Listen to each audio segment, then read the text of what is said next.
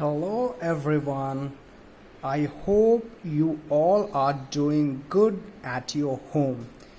During this situation, I would suggest all of you not to go out of your house.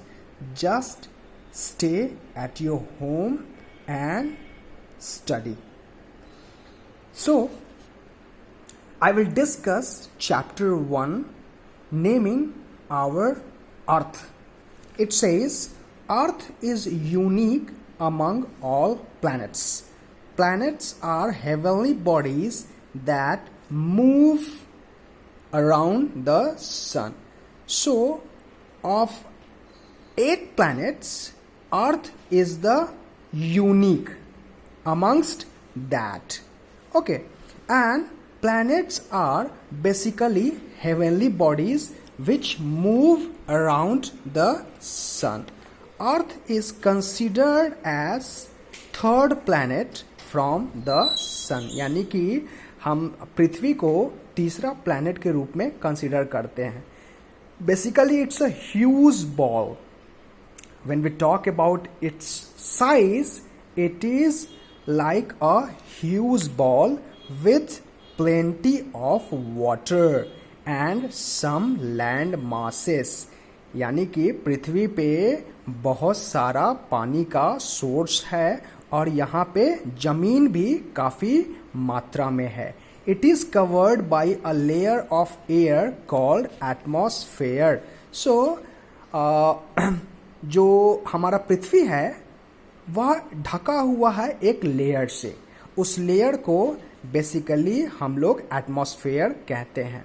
It is the planet that has the right combination of air, water, land, etc.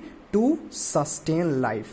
यह ऐसा planet है जहाँ पे हवा, पानी और जमीन का सही कॉम्बिनेशन है. इसी कारण से यहाँ पे जो लाइफ है यानी कि जीवन है वह संभव हो सका है. Coming to second section says layers of earth. So our earth is made up of 3 layers. Outer layer of earth is called crust. So the outermost layer of earth is termed as crust.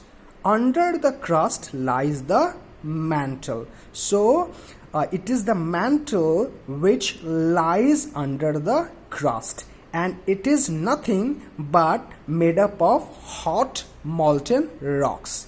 Beneath the mantle is core. Okay, and core is the deepest and hottest layer of the earth. Now coming to the third subsection of this chapter, which says what earth looks like. Means जो हमारा अर्थ है, जो हमारा पृथ्वी है वो कैसा दिखता है. So earth is basically made up of 70% water and 30% land. यानी कि जो पृथ्वी है वहाँ पे 70% पानी है और 30% जमीन है. या देखने में नीला रंग का दिखता है. Okay, so when you go to space and you look at earth, it looks blue because of oceans, seas, lakes and rivers.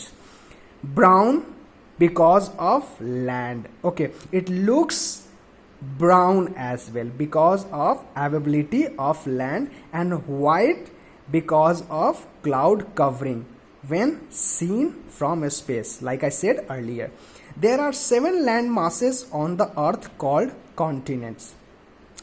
तो जो हमारा पृथ्वी है, हमारे पृथ्वी को 7 लैंड मासेस में बांटा गया है और जिसको हम लोग कॉन्टिनेंट्स भी कहते हैं.